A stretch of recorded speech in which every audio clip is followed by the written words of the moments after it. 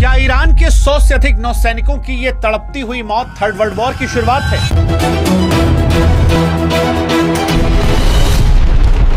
क्योंकि जिस वक्त दुनिया की नजरें इजराइल के तेल अवीव की बमबारी, तेहरान में खामनोई और 160 से अधिक बच्चों की लाशों पर थी, ईरान में दिख रहे मलबों पर थी, उसी वक्त इंडियन ओशियन के गहरे नीले पानी में अमेरिका ने वो कर दिया जिसकी शायद कल्पना भी किसी ने नहीं की थी। ईरान का सबसे मॉडर्न जंगी जहाज, जिसका 24 घंटे पहले भारत में स्वागत हो रहा था, वो समंदर की गहराइयों में दफन हो चुका है और इसके साथ ही 100 से अधिक ईरानी नौसैनिकों की जल समाधि बन गई है। कोई इसे अमेरिका का स्मार्ट मूव कह रहा है, कोई इसे अमेरिका का सबसे बड़ा धोखा कह रहा है। लेकिन इस खौफ को समझना है तो ये फैक्ट समझिए कि दुनिया ने ऐसा मंजर आखिरी बार 44 साल पहले 1982 के फॉकलैंड युद्ध में देखा था। तब से लेकर आज तक दुनिया में किसी ने भी इस तरह से जंगी जहाज को डुबाने की हिम्मत नहीं की थी।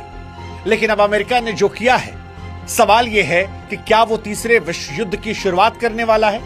क्योंकि जो खबर श्रीलंका के तट से आई है उसने डिफेंस एक्सपर्ट्स के माथे पर पसीना ला दिया है। ये कोई मामूली मिलिट्री घटना नहीं है, ये समंदर के सीने पर लिखी गई मौत की वो कहानी है जिसे दुनिया आगे आने वाले दशकों तक नहीं भूलने वाली है। अमेरिका के लिए तो ये सेकेंड वर्ल्ड वॉर के बाद इस तरह का पहला अटैक है और इसके साथ ही ऐसा दिखता है कि शायद दुनिया के ग्लोबल शांति के ताबूत में अमेरिका ने वो आखिरी कील ठोक दी है जहां से बातचीत खत्म हो जाती है। अब बर्बादी का दौर शुरू होता है। बर्बादी ईरान की, बर्बादी इजराइल की, बर्बादी अमेरिका की और इसके साथ बर्बादी दुनिया की, क्योंकि ईरान जो खामनोई और 160 बच्चों की मौत से पहले से ही बौखलाया था, इस घटना के बाद वो पागलपन की पराकाष्ठा को पार कर सकता है। और अगर ऐसा होता है तो दुनिया में तेल के दाम जो हैं वो आसमान को छू जाएंगे। अगर रूस या चीन ने साथ दिया तो क्या वो न्यूक्लियर अटैक कर सकता है? आज सवाल ये नहीं है कि ईरान बदला लेगा या नहीं, सवाल ये उठ रहा है कि ईरान का बदला अब यहां से कितना भयानक होने वाला है। और इसीलिए ये कहानी, ये खबर बहुत बहुत महत्वपूर्ण हो जाती है। अगले 10-15 मिनट आप बने रहिएगा क्योंकि ये खबर दुनिया का रुख बदलने वाली है। इस खबर की हम शुरुआत करें उससे पहले हमारी फिर से आपसे गुजारिश है कि हमारे व्हाट्सएप चैनल, जिसका लिंक हमने कमेंट सेक्शन और डिस्क्रिप्शन बॉक्स में दिया है, उससे आप जुड़िएगा ताकि पल पल की अपडेट युद्ध को लेकर फैक्ट के साथ हम आप तक पहुंचा सके। अब शुरुआत करते हैं इस घटना से। क्या जो ये घटना है ये दुनिया को वर्ल्ड वॉर में तब्दील करेगी?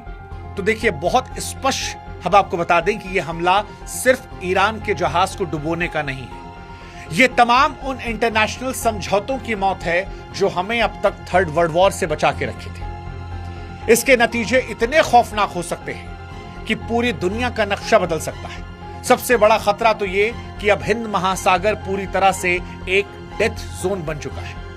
अब तक ये समंदर बिजनेस के लिए सबसे सुरक्षित माना जा रहा था, लेकिन अमेरिका की इस स्ट्राइक ने यह साबित कर दिया कि यहां कोई भी सुरक्षित नहीं।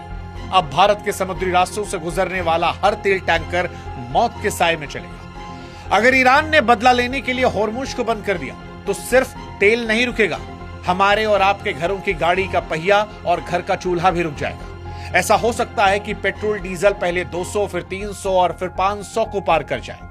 और यहीं से सवाल है कि क्या अमेरिका ने जो ये कदम उठाया है, यह अमेरिका इजराइल ईरान को तो जलाएगा ही, लेकिन दुनिया को भी क्या भुखमरी कगार पर ले जाएगा?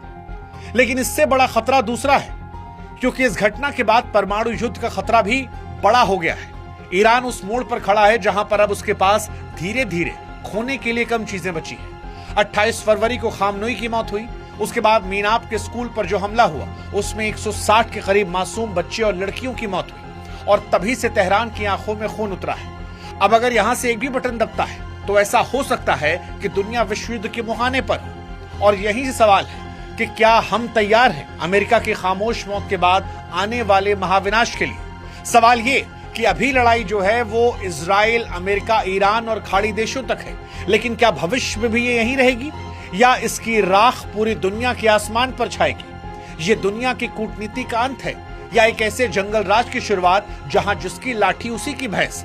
ये बड़ा महत्वपूर्ण सवाल है। और इससे महत्वपूर्ण सवाल है कि अमेरिका ने इंडियन ओशियन में ईरानी जहाज को डुबोकर स्मार्ट मूव किया या गद्दारी?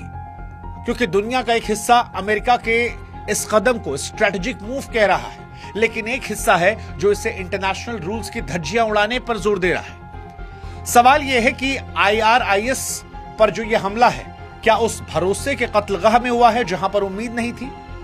क्योंकि अमेरिका ने इस जहाज को उस वक्त निशाना बनाया जब वो एक इंटरनेशनल फ्रेंडशिप मिलन 2026 से लौट रहा था। और इसके बाद अमेरिका के मंत्री पीट हेग्सेथ की वो क्रूर मुस्कान, जहां पर प्रेस कॉन्फ्रेंस में उन्होंने इसे क्वाइट डेथ और अमेरिकी नौसेना के लिए 1945 के बाद की सबसे बड़ी जीत कहकर न सिर्फ 100 से ज्यादा नौसैनिकों की मौत का जश्न मनाया, बल्कि मानो दुनिया को चेतावनी दे दी कि अब कोई भी सुरक्षित नहीं है। अमेरिका इसे क्वाइट डेथ कह रहा है क्योंकि समंदर के नीचे टॉर्पीडो की आवाज कोई नहीं सुनता। लेकिन आज वो 100 से ज्यादा परिवारों की चीखें दुनिया को सुनाई पड़ेंगी, क्योंकि अमेरिका का कदम सिर्फ होशियारी नहीं है, ये होशियारी के साथ खुलेआम गुंडागर्दी भी है। और आज अमेरिका दुनिया को एक शिकारी के तौर पर नजर आ रहा है, वो शिकारी जिसने भारत जैसे दोस्त को भी शॉक कर दिया है। अमेरिका ने क्या ईरान के जहाज को डुबाने के लिए जानबूझकर भारत को चुना? यह सवाल आज भारतीयों को भी सुनना चाहिए। क्या वॉशिंगटन ने जानबूझकर इस हमले के लिए वो जगह और वो वक्त चुना जब IRIS देना विशाखापट्टनम से वापस लौट रहा था? भारत एक तरफ मेहमान नवाजी कर रहा था, तिरंगा लहरा रहा था, फूल चढ़ा रहा था और फिर विदा कर रहा था, और इन सब के बीच में अमेरिका घात लगाए बैठा था। और उसके बाद अमेरिका ने अटैक कर दिया उन सैनिकों पर जो भारत से तिलक लगा कर निकले थे। सवाल यह है कि भारत क्या इसका कर्ज चुका पाएगा? क्योंकि अमेरिका ने यह जताने की कोशिश की है कि भारत की जमीन पर आपका वेलकम चाहे जितना भी ग्रैंड हुआ, लेकिन अमेरिकी साइलेंट किलर की पहुंच से आपको कोई नहीं बचा सकता। भारत के पड़ोस में श्रीलंका के गाले तट पर यह हमला करना एक सोची समझी स्ट्रेटजी लगती है, ताकि हिंद महासागर में भारत की बढ़ती साख को भी सीधे तौर पर चुनौती दी जाए। सवाल यहां पर यह है कि भारत जिसे विदा कर रहा था, क्या अब उस पर खामोश रहेगा? क्या हमारी न्यूट्रलिटी कीमत 100 से अधिक ईरानी नौसैनिकों की जान है? और क्या विदा करने के बाद हम इस पर भी कोई टिप्पणी नहीं करेंगे, जैसे हमने खामनोई की मौत पर या 160 बच्चों की मौत पर खामोशी अख्तियार कर रखी थी? यह समझना बड़ा जरूरी है। और साथ ही समझना यह भी जरूरी है कि वो कौन सा शिकारी था जिसने शिकार किया, क्योंकि यह हमला टेक्नोलॉजी के हिसाब से जितना सटीक था उतना ही डरावना। मतलब आप कल्पना कीजिए कि समंदर की गहराई से एक बॉम्ब का गोला आता है और पल भर में 100 से अधिक जिंदगियां खत्म हो जाती हैं। लेटेस्ट रिपोर्ट कंफर्म करती है कि अमेरिका की वर्जीनिया क्लास की किसी भी न्यूक्लियर सबमरीन ने समंदर के नीचे किसी भूत की तरह इस जहाज का पीछा किया और इसके बाद IRIS देना को टॉर्पीडो से डुबो दिया। जैसा कि हमने बताया कि पूरी दुनिया में साल 1982 के बाद यह पहली बार हुआ है। अमेरिका की तरफ से सेकेंड वर्ल्ड वॉर के बाद यह पहली बार हुआ है। टॉर्पीडो का इस्तेमाल करना ही यह बताता है कि अमेरिका इस जहाज को संभलने का एक सेकेंड भी मौका नहीं देना चाहता था।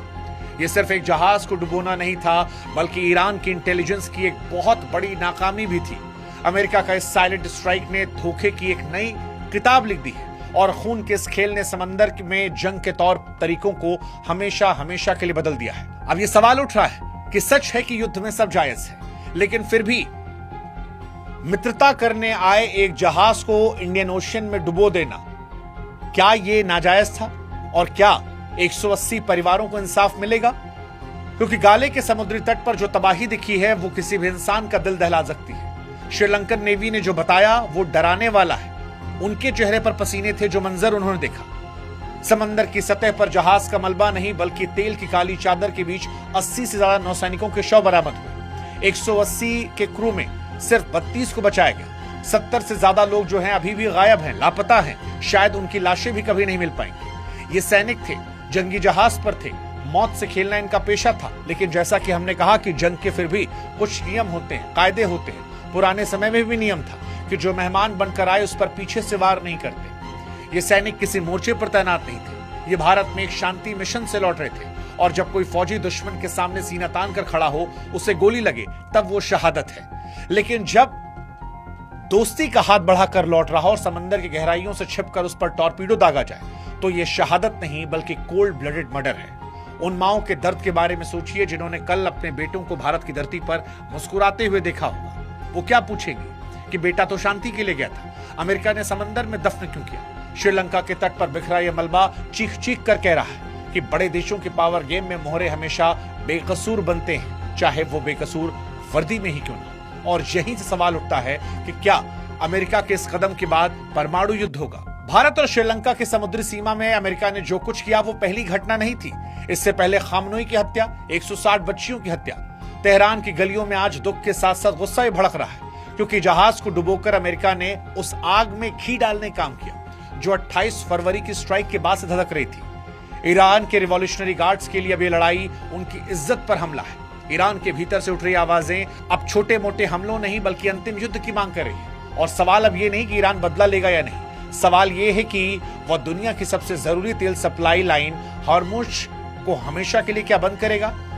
अगर ईरान ने अपनी मिसाइलों और न्यूक्लियर पावर का इस्तेमाल किया तो क्या दुनिया को यह राख कर देगा? और क्या परमाणु का ट्रिगर अब किसी के भी हाथ में हो सकता है? क्या हम विनाश की तरफ बढ़ रहे हैं? क्योंकि श्रीलंका के तट पर तैरता मलबा चीख चीख कर कह रहा है कि अमेरिका ने वो लाइन खींच दी है जहां से वापसी का रास्ता खत्म हो गया है। ये टॉर्पीडो हमला किसी एक जहाज पर नहीं बल्कि इंसानियत पर हुआ है। ये साफ तौर पर तीसरे विश्व युद्ध की पक्की आहट है। बड़े देशों की ये जिद हमारी सीमाओं और हमारे पड़ोस तक पहुंच चुकी है और अब कोई भी सुरक्षित नहीं।